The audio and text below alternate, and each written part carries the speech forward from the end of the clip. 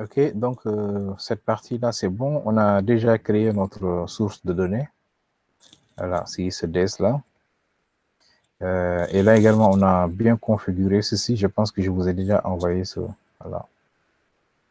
Ça, c'est déjà envoyé pour le fichier de persistance.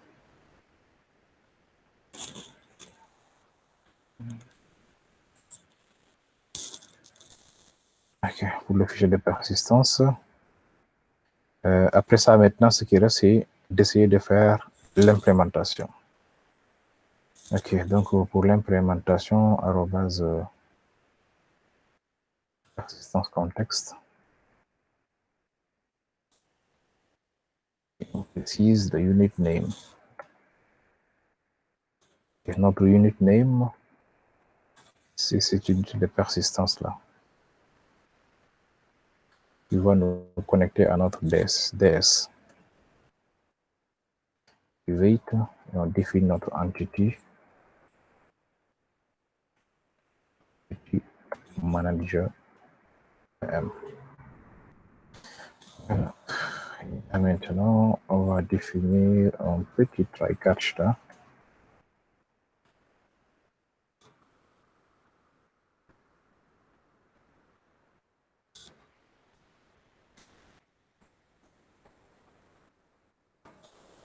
Ici, c'est return de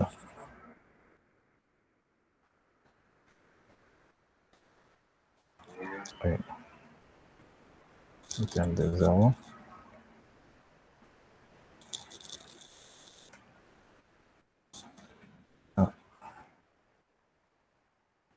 Return de solde.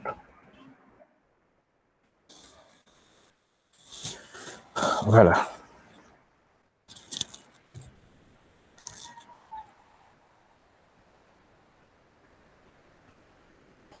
Donc, ici, nous aurons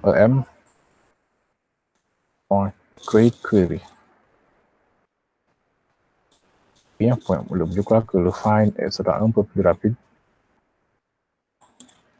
em.find. Et on va dire quoi?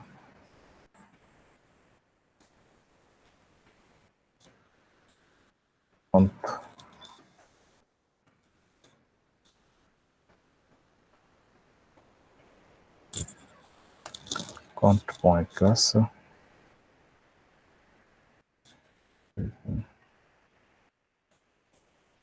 Non, ça c'est plus rapide.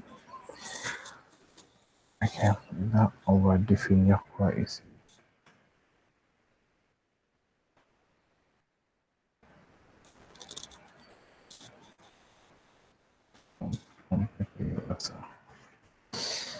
Là, le solde c'est quoi? C'est compte.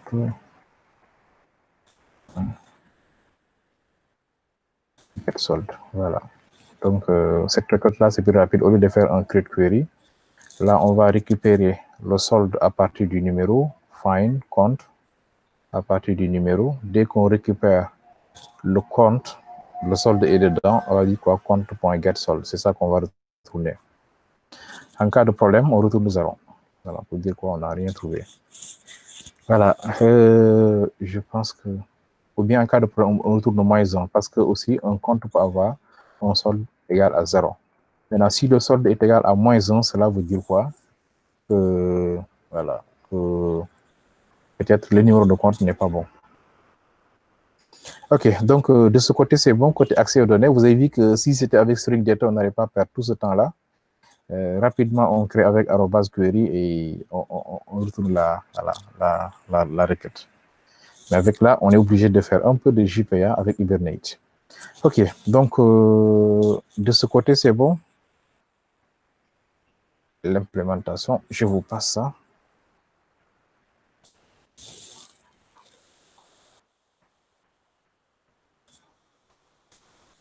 Voilà, donc vas-y, l'implémentation. Vous pouvez prendre l'implémentation.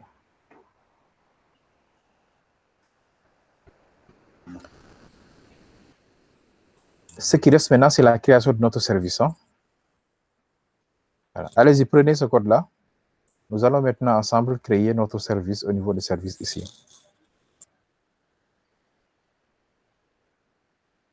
ce sera une classe qu'on va nommer compte service.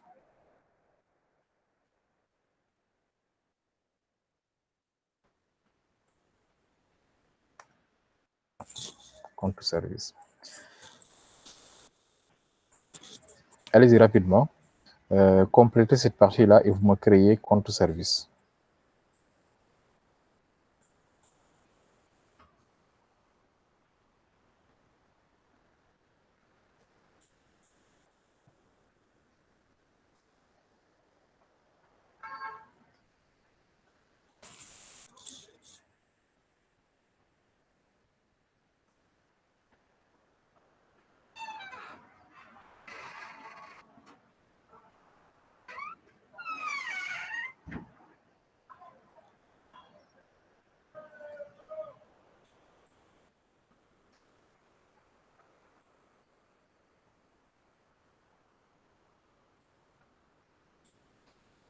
Voilà, donc je vous explique un peu le principe à partir de ce projet-là. Ça, c'est un projet bon, qui fait exactement la même chose avec le même déploiement aussi. Donc, après la création des entités, ce sont ces entités qui sont là. Bon, je vais implémenter 100 bases de données ici, donc ces entités simples. Voici nous, ce qui nous intéresse, surtout cette classe-là, mais également cette classe de configuration qui va nous permettre d'avoir le path de notre application. Okay? Donc là, on a besoin de créer un fichier de configuration, mais cette fois-ci, sous forme d'annotation, parce que la nouvelle version, ce qu'on appelle le Web.2 à Java J2E, c'est surtout l'utilisation d'annotation à la place de fichiers de configuration. Il est également possible de prendre ce fichier-là et de le créer également comme fichier de configuration XML et de l'ajouter également ici au niveau du fichier web.xml lors du démarrage du projet. Voilà, bon, dans ce fichier-là. Mais là, on va préférer en fait l'utilisation de cette classe-là, nommée conf application, qui hérite d'application, et tous les deux sont dans javax.ws web service RS. OK? Donc, on va d'abord créer cette classe-là, puis on va revenir sur notre classe de service. Voilà. Donc, on crée une classe nommée conf application avec comme annotation application path qui hérite de application. Voilà, donc on ajoute cette classe là au niveau de service. Donc new classe que je vais nommer conf application. Et cette classe hérite de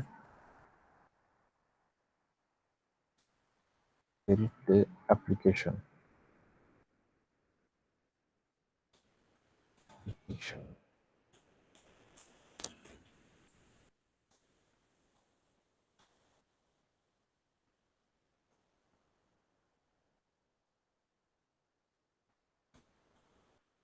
Javax, non, il ne le voit pas. Pas grave, de toute façon, après je vais l'ajouter moi. C'est ça que je cherche. Moi, ce que je cherche maintenant, c'est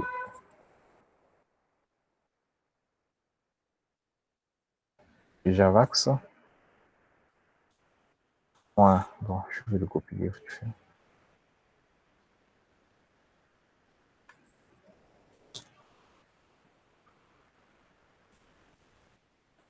Maintenant, j'ai besoin de ça, de ces deux annotations. Et je vais ajouter également cette annotation application path.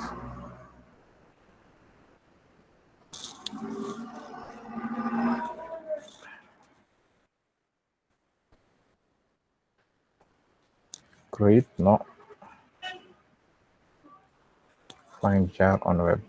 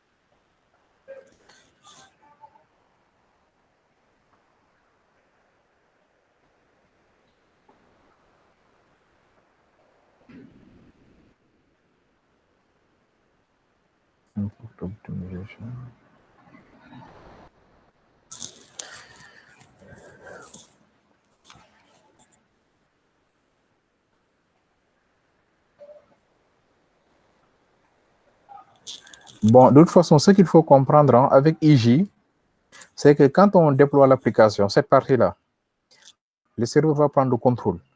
Mais lui, quand même, il a juste besoin qu'on l'ajoute en local comme étant une librairie pour qu'il puisse le gérer aussi en local. Mais ne vous en faites pas, même si ça signale erreur ici, si on déploie, c'est le serveur qui va prendre le contrôle, mais pas IJ en local. Voilà, donc je pense que ça, on l'a vérifié. Non, c'est pas avec vous, c'était avec les distances en fait. Non, je ne veux pas quand même créer. Bon, de toute façon, bon, je vais essayer de le laisser comme ça et continuer avec notre annotation. C'est un peu comme ça. Vous avez vu que là, à ce niveau-là, comme c'est un serveur d'application en principe, nous, on n'a même pas besoin de ça parce que c'est pas en local que voilà, les annotations seront gérées en fait. Mais quand même, bon, il en a juste besoin pour au moins éviter ces erreurs-là. Voilà. Mais sachez que si, dès que c'est déployé en ligne, c'est le serveur d'application qui va... Par contre, si c'est Eclipse, on n'allait pas avoir ces problèmes. C'était Eclipse, automatiquement, lui, il travaille directement avec le serveur d'application. Mais avec IJ, en principe, il a besoin d'importer ces éléments en local pour les gérer. Et si c'est déployé maintenant, là, c'est autre chose, quoi. OK, donc ça, c'est bon. Je vais ajouter maintenant quelques annotations. Déjà, je vous envoie ça, cette classe que j'ai ajoutée, ainsi que les annotations. OK, donc c'est cette classe-là. De ce côté, quand même, Eclipse est un peu plus... bon, un peu plus intelligent, en fait. Parce que si c'est des Eclipse, automatiquement, bon, il ne te fatigue pas. Il va directement prendre en compte les éléments grâce à... Mais lui, comme il a besoin qu'on télécharge les jar files qu'on va ajouter ici. Voilà, comme un peu ce qu'il a fait avec l'autre. Voilà. Maintenant, peut-être si on voulait intégrer ça, il fallait le cocher dès la création du projet.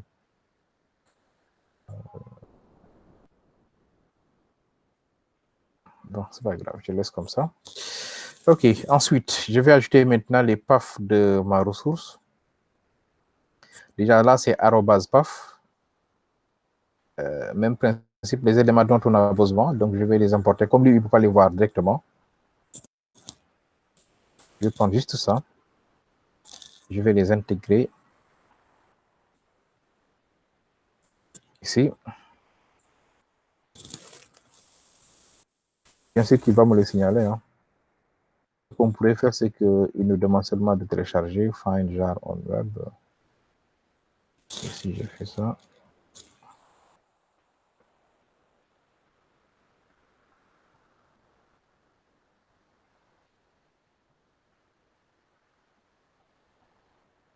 Ok. En fait, si je fais Find Jar on Web, il va les regarder ici, en fait, quoi. Bon, mais les jars ne sont pas disponibles, c'est pas grave, on va continuer.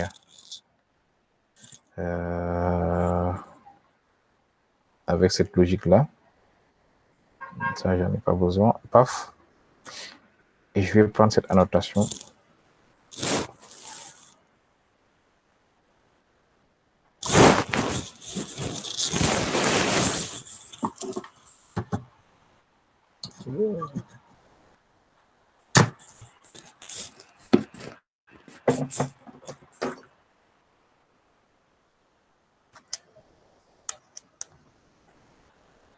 OK. Niveau de notre service. Ah non.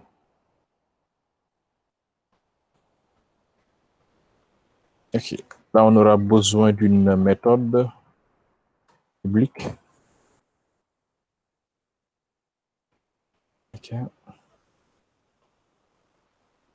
Là, on aura besoin de PAF, mais comme on n'importe pas, je vais copier-coller.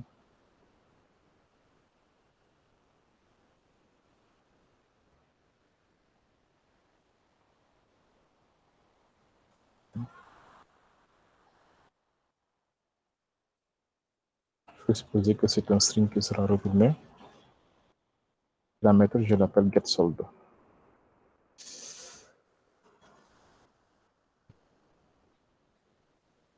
OK. Et là, je vais mettre ici un string numéro. Et là,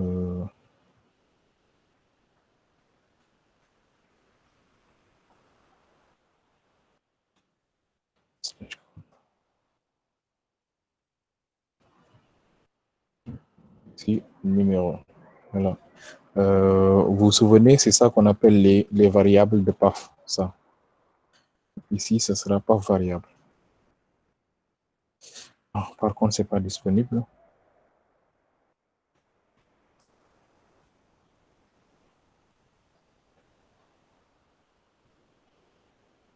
En fait.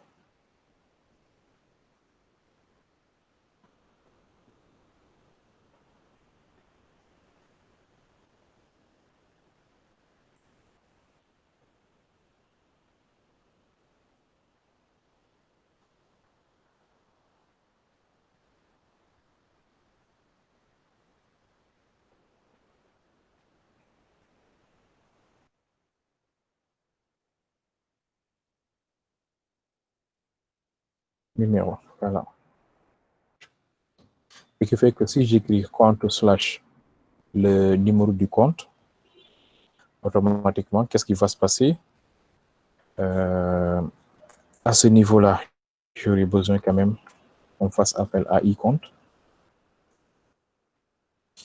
Je vais appeler compte DAO égal à new compte implémentation. Si c'est le LGB, maintenant, je l'ai seulement utilisé @LGB. OK, donc après ceci, je vais faire quoi? Un return de compte DAO point ça by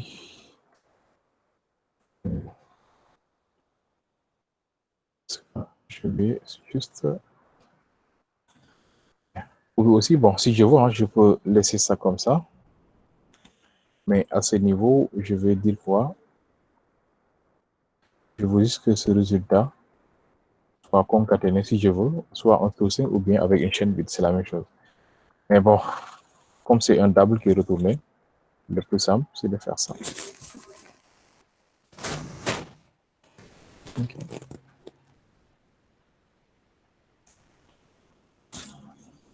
Ok, donc c'est super en local.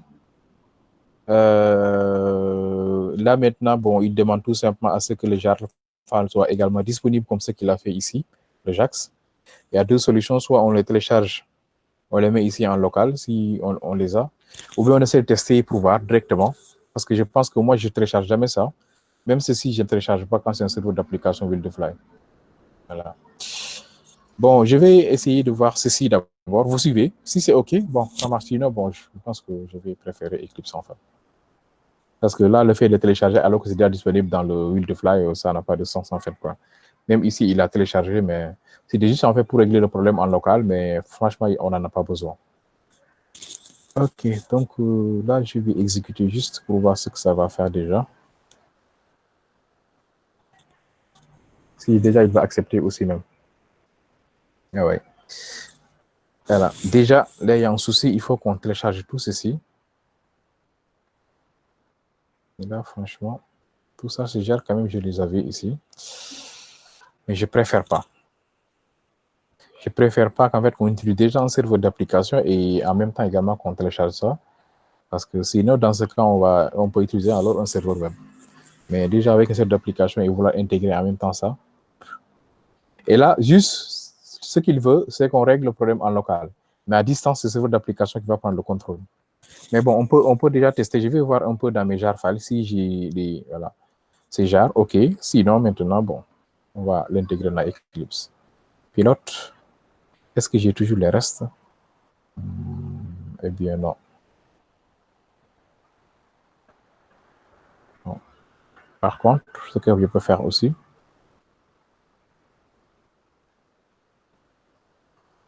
JAX double, tout est dans JAX WS, donc je peux faire ça aussi.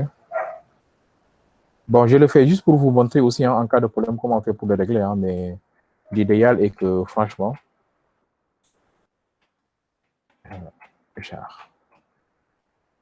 l'idéal est que le serveur d'application déjà, non pas Maven, download, voilà, je vais essayer de prendre ça. Je vous montre juste comment on règle des problèmes, hein, sinon ça, je ne vais jamais le faire. avoir un serveur d'application important en même temps, déjà, ça n'a pas de sens. Mais on ne sait jamais, en fait, quoi. Il se peut que vous utilisez aussi un serveur web, donc vous avez besoin de ça. Donc, download, Jax et Java, OK. Où sont les jars maintenant?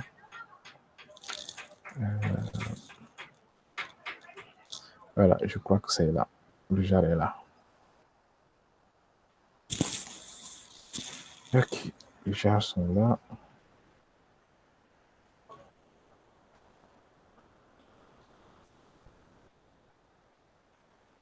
Okay. Je pense même que je l'avais téléchargé. Hein.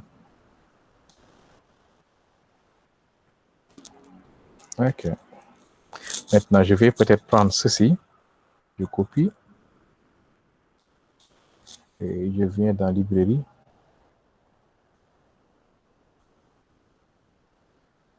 Je vais faire un paste. OK.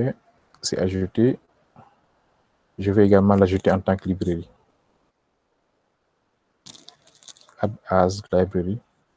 Ça, c'est juste un problème spécifique à IJ.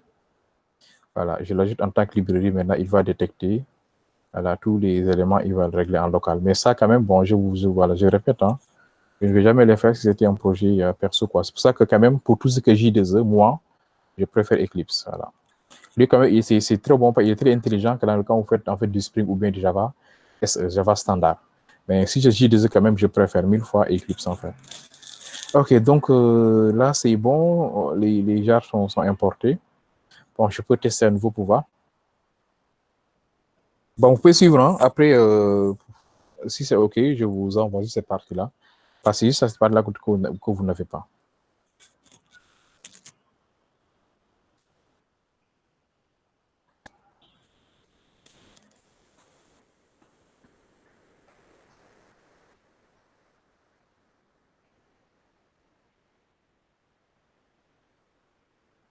OK, on va suivre. Moi, ce qui m'intéresse surtout, c'est notre data source.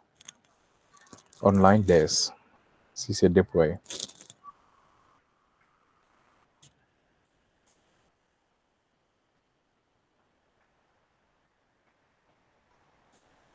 Au niveau de notre fichier de persistance également, on a mis show SQL. C'est-à-dire, en principe, qu'il devait nous afficher également les requêtes SQL de création de la base de données. Dans le cas où c'était visible. Un problème de démarrage là. Ok, déjà la table est créée, ça c'est une bonne nouvelle. Maintenant, c'est normal, maintenant ça devient ce n'est plus un projet web, c'est un web service. Je peux vérifier ici. Ok, très bien. Donc le data source a pris le contrôle, le serveur d'application a bien créé. Je vais insérer une ligne. Le numéro de compte, je vais prendre 1, 2, 3 et 4. Propriétaire, c'est Kabadialou.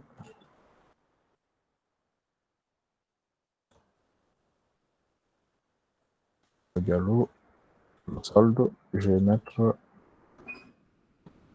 100 000. Voilà, donc ça, c'est un compte que j'ai ici. C'est ça le projet. Maintenant, pour vérifier le web service, vous utilisez l'URL. Ensuite, personne. Pourquoi personne? C'est ce qu'on a précisé ici au niveau de l'application.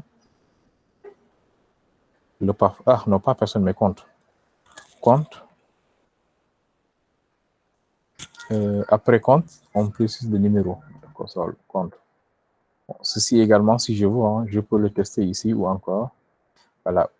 Et là, quand même, il nous a donné un retour, mais il a dit -1. Cela veut dire quoi? Il n'a pas vu la requête. Si vous voulez également, on peut utiliser également notre ami, hein, c'est-à-dire Postman, Micheman. Micheman, lui aussi, il va dire la même chose normalement. Il va retourner en format JSON. Voilà, il va tourner ça, -1. Mais c'est un double aussi qu'on a retourné. Maintenant, pour avoir le format JSON, peut-être qu'on devait retourner un objet, quoi. Mais bon, ça, c'est déjà, c'est bon. On revient là. Au niveau de notre requête SQL, c'est là où se trouve le problème normalement, la requête.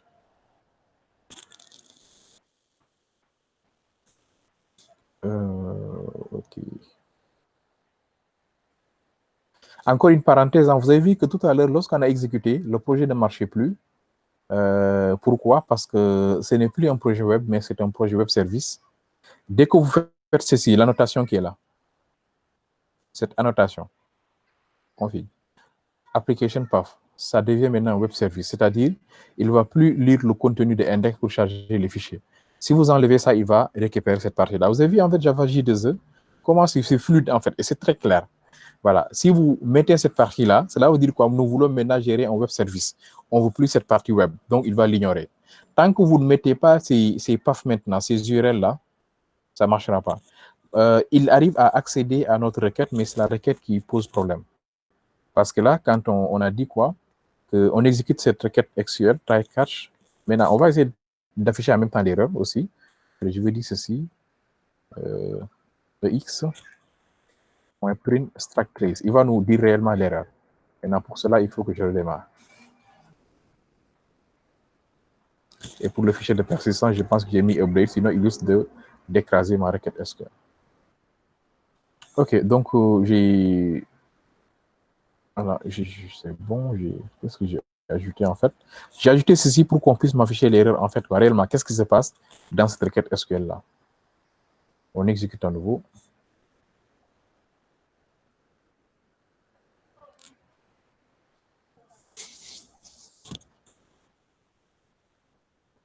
Okay. Dans la base, je m'assure que il y a bien les infos. Voilà, nous avons bien Kava avec le solde de ça. Et dans la base de données structure, c'est bien un double. Formidable. Ok, maintenant, je reviens. C'est un cours de démarrage.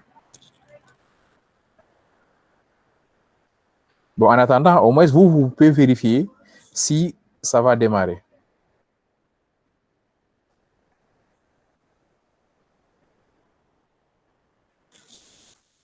Ok, ça démarre. C'est normal que ceci ne marche pas. Maintenant, je vais ajouter la même chose là. Ok, il me dit toujours la même chose, -1, pour dire quoi, le solde n'existe pas. Maintenant, nous, on va vérifier. Au niveau des erreurs, quel est réellement le souci? Le souci, c'est quoi? Default, null pointer exception de quoi concrètement? De ça. Il dit qu'il n'a pas get. Qu'est-ce qu'il y a donc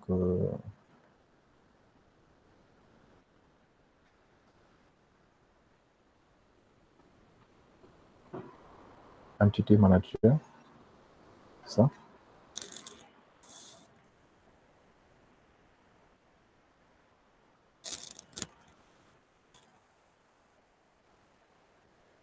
Service contre 2016. C'est ça, c'est l'Entity Manager là. Et si l'Entity Manager a un problème, c'est le chargement de notre unité de persistance. Et l'unité de persistance est là. Ça s'appelle bien ça, persistance unit, JTA, ressources locales. On peut voir peut-être l'agencement de notre unité de persistance peut-être.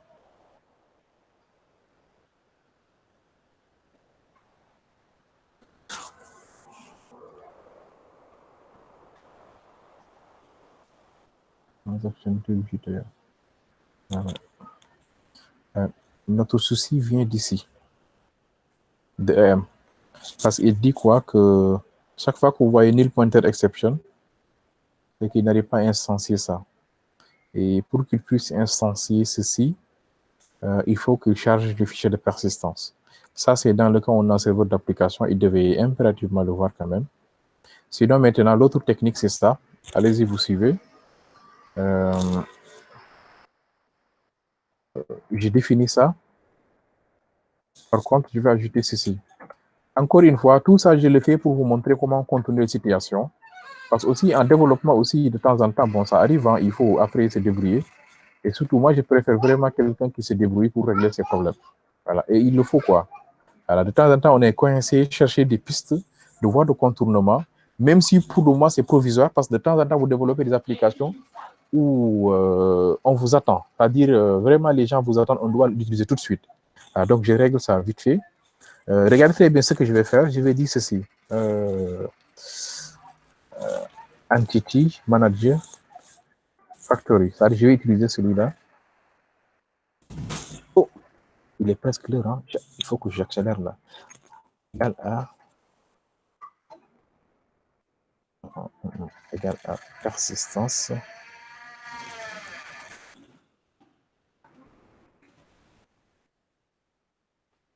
Persistance.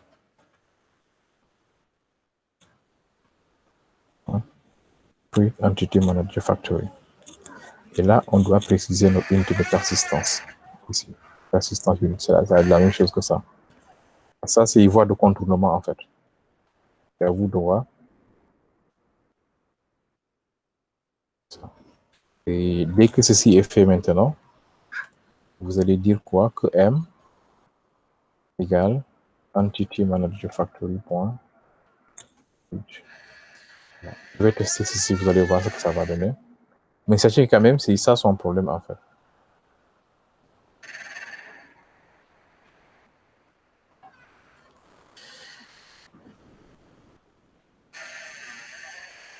Et ça, on l'avait vu en JPA. Ça. En JPA simple, on l'avait vu. Quand on utilise un serveur d'application, on doit créer Entity Manager Factory.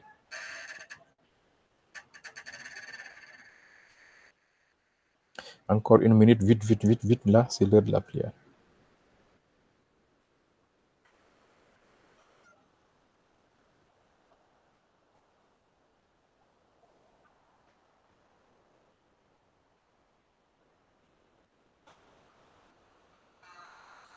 Très bien. C'est déployé. Je reviens au niveau de mon serveur. J'actualise. Voilà. Et là, maintenant, il me dit quoi? C'est solde online, unknown Kubernetes session. Voilà. C'est notre problème. Maintenant, c'est au niveau de notre unité de persistance qui n'arrive pas à charger. Et pour cela, maintenant, ça, c'est un problème de IJ. Hein, de IJ.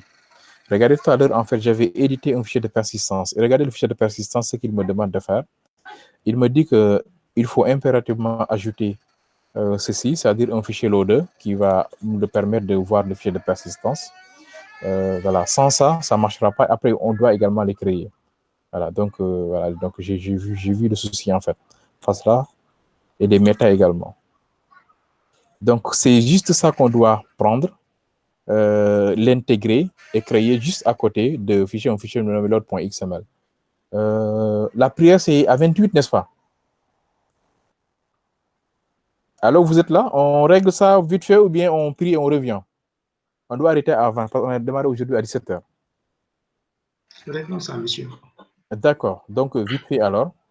Et ben, dès que c'est l'heure de la prière également, vous m'appelez hein, pour me dire ça, parce que là, je peux ne pas entendre, en fait. Okay. Voilà. Donc, regardez très bien cette partie-là. Donc, je vais l'ajouter comme propriété. De toute façon, je vais vous envoyer ça. OK. Donc, au niveau de notre fichier de persistance ici, je descends.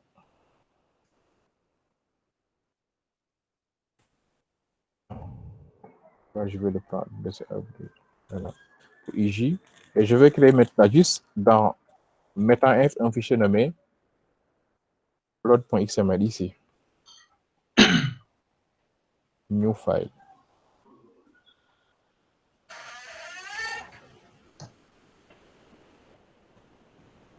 D'accord. Donc, je vais d'abord vérifier avec la première méthode. Déjà, comme c'est créé maintenant, méthode vite. Non.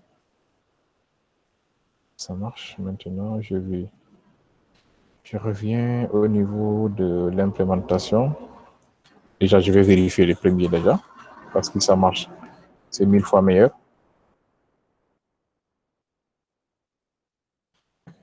J'arrête. On démarre pour voir.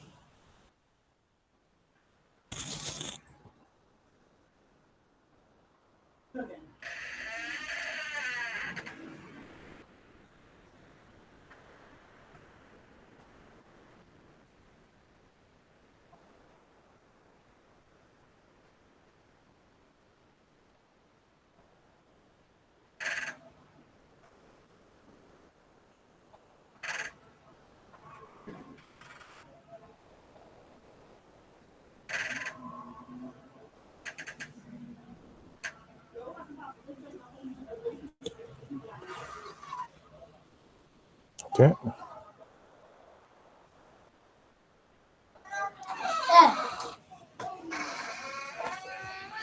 Ok, bon, il n'y a plus d'erreur, mais il me dit toujours la même chose. Maintenant, je vais essayer de voir la requête SQL, c'est quoi son problème cette fois-ci.